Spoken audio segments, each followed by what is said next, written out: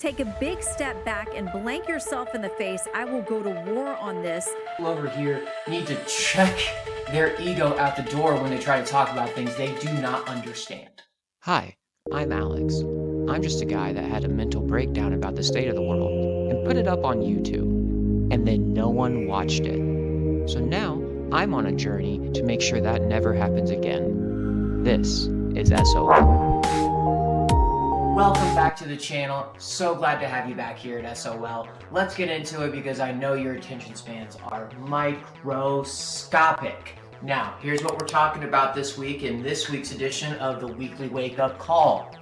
Number 1, trouble in paradise? What? Number 2, we are talking about the Azerbaijan airline flight that was either shot down or taken down by birds. I guess we'll see. Number 3, we're talking about how Putin said, hey, let's have some peace talks. I'm down. Let's meet up in Slovakia. I know, it's great news. And number 4, we are talking about some public transportation issues. They're pretty bad. Let's get into it. Okay, so Vivek, Elon, MAGA, they are not feeling each other right now. Here's what's going on. Elon came out and said, hey, our talent pool in the technology sector sucks. We are not the leaders in developing top-end developers and software engineers. So, for the time being, we have to go out and get that top talent, bring it here so we continue to keep our edge within the technology sector that we currently have on the world. You have to keep in mind, many of the technology leaders are US-based companies, AWS, Google, Microsoft. Those are the heavy hitters. Oh, Apple, of course, too. We have to have the best talent to continue to widen that gap to help solidify our place within the global economy because that is one of our major advantages that we have. The world runs on us. It's kind of a great thing to have. Now, the problem is if we don't have the talent being developed here, we have to go get it. That is the point that Elon was making. He was comparing it to the NBA, just like we got Victor Wembanyama, Nikola Jokic, Giannis Antetokounmpo.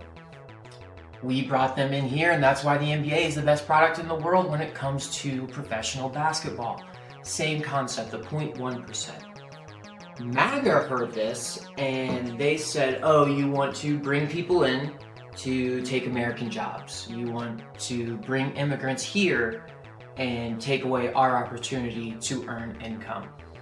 Which they are putting up the idea that they are America first, and to an extent I see their argument, but they're not thinking deeper about it.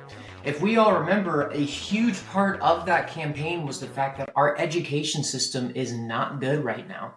We are not giving teachers the ability to actually teach and challenge our students rather than coddle them. So, if we have done that for generation after generation after generation after generation, our product is going to be worse. What? Yeah. That's the way that works. There are repercussions for your actions, which is basically the whole point that Vivek made in a long-winded tweet explaining why they have this taken, why for right now we have to go get that talent and bring it in here. Now, it was not received well by MAGA. Some would say independent journalists, some would say propagandists, are putting out that they just want to capitalize on cheap labor for their tech companies to massively increase profits rather than give those jobs to the American citizens, when in reality, H1-B visas are typically more expensive for an employer than they are to hire a American employee. And here's why. Number 1, they are stipulated to be paid the same. Within the H1-B visa application, the employer has to provide what they pay for a similar position to everyone across the nation and within that specific geographic region. So, number 1, they're getting paid the same. It's not cheaper labor. Number 2, then you also have to account for all of the oversight costs that you have to apply just to get that H1-B visa for that employee. You have to employ attorneys, you have to employ HR representatives. When you add up all of those costs, then on top of that, the benefits on top of it, It's actually much more expensive to employ an H1-B visa employee that is living here in the United States than it does me or you. So that is also why you are seeing such a widening gap amongst these tech companies. Those big companies I mentioned earlier can afford that premium cost to get the top talent. It's not rocket science, people. So, to the people out there saying that they're doing this to increase their profits, it's literally the exact opposite. It is literally the exact opposite. And these people over here need to check their ego at the door when they try to talk about things they do not understand. That's that. Okay, so up next we have a little bit of more international focus news, but I still believe that it's important because the US just loves poking their nose into things and saying things they don't know anything about, and we need to call that out. Here's what happened. An Azerbaijan airline flight was inbound to Moscow, received damage, some say from shrapnel, some say from birds, was denied landing per Azerbaijan officials, but per Russian officials, they said they allowed the aircraft to land within different airports, but the pilot made a decision to make the flight over the Caspian Sea. The flight ended up making it over the sea, made it very close to the runway, but unfortunately it was not able to perform a safe landing due to the damage that it had endured. I believe 32 people lost their lives. It's not great. On the upside, I know it sounds terrible to say, 38 people lived a plane crash. So it's still a terrible thing to happen. The problem that we're seeing is everyone's throwing out accusations without actually knowing for sure what happened. The black box has not been gone over or investigated yet. They are still going through testimony from the eyewitnesses, both on the ground and actually on the plane. But here's the stances both sides are taking. Russia is saying that we did not cause any of that damage. They probably experienced an engine failure due to birds. Bold claim. The other side is saying what was going on was there was military activity in the region of where the plane was flying. There was Ukrainian drones in the area, and a Russian air defense missile had been launched at the same time that the plane was overhead of that region. And when the air defense missile made contact with the Ukrainian drone, shrapnel and debris damaged the fuselage of the plane, causing damage that eventually led to the crash of the plane. It's a terrible thing to see happen. You never want to hear about death. I hate talking about it. But it needs to be talked about because the US also came in and immediately tried to blame Russia literally hours after it happened. I just want to hold us to a higher account. We need to let the investigation take place and so we can see what happened, and then we can move from there. If we are constantly trying to poke the bear and say that's what happened just through the headlines without any concrete solid evidence, we are going to continue to drive this divide amongst people, and it's not going to help. But that covers that. Okay, so this is going to be a real quick tidbit, but I think it's really exciting news to talk about. Vladimir Putin came out and said, I am open to the offer that Slovakia made to host peace talks between them and Ukraine. That is great news. Again, regardless of what side you're on, the death needs to end. This needs to stop before it explodes into the situation that no global superpower can control. So, if one of the sides is coming and saying, let's talk, let's get this figured out and put an end to this, we need to push for that. We need to hold our officials accountable to help push that peace deal to happen, not allow them to come in and say, nope, we're going to keep fighting. Shout out Boris Johnson, you piece of donkey. Okay? Like I said, real quick tidbit, but that's exciting because we have an official confirmation of acceptance for talks for peace from one side, and some would even say the side that is the aggressor.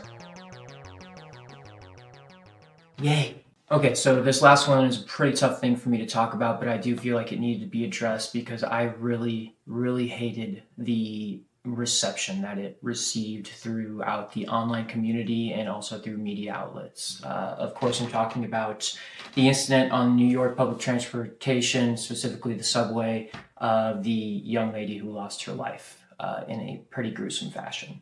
I do have to say that when that video popped up on my timeline,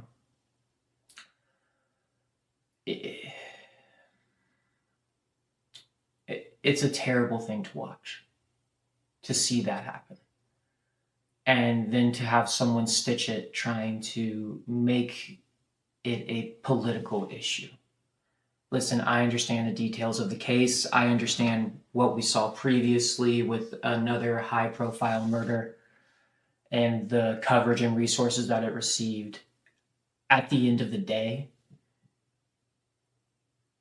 there was an open spot at a Christmas dinner for someone's daughter, for possibly someone's significant other, for their cousin, their sister.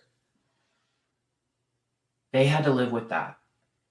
And now it became this trending national news story where they either had to have people calling for the deportation of every illegal immigrant in the world, or the calling into question of the resources and why the Luigi case was given so many more resources than that one. And I just want to be the first one to say to that family, because it seems like no one has, I'm sorry for your loss. And I'm sorry for the way the general public behaved after such a gruesome thing happened to your loved one. When I watch that video, I immediately think of my wife. I think of my mother. I think of my little cousins that I grew up with. And the thought that that could happen when you're just taking a nap on the subway, probably going home from work, it's just a terrible thing. So my heart goes out to that family and to those people that were trying to farm engagement or try to politicize such a horrible thing. Come on, be better. And to those elected officials as well that suddenly don't want to talk about it because it doesn't necessarily put their platform in the best light, you have to face the music. You have to. You need to come out and talk about it. You need to say this is a terrible thing and we are going to work to make it stop. That's all I have to say about that. Once again, my heart goes out to that family, and I have thought about that every single minute of each day since it happened. Okay, well, it was a crazy holiday week. We can all accept that. Actually, as I'm recording this outro, I'm also finding out that South Korea is now going to be on its third president in as many weeks. That is another one of our Democratic allies that are seeing impeachments and basically overthrowing of elected officials in power. And that's an alarming trend to notice, as we now saw it in Romania, France, and now South Korea 2 times in a matter of 3 weeks. It needs to be paid attention to. We need to understand what's going on and why is that happening so we don't make those same mistakes. So let's wrap this up. Thank you again so much for coming by to S.O.L. Let me know what you think about the weekly wake-up call below. What are your thoughts on Russian peace talks? What are your thoughts on the trouble in paradise between MAGA and Elon and Vivek? I need your guys' support. I need you to please hit that subscribe button, hit like, let me know your thoughts below. I want this to be a community that engages and has deep conversation where we think about our words and how that they affect this world that we all share. Thank you. Good luck to everybody. Happy New Year.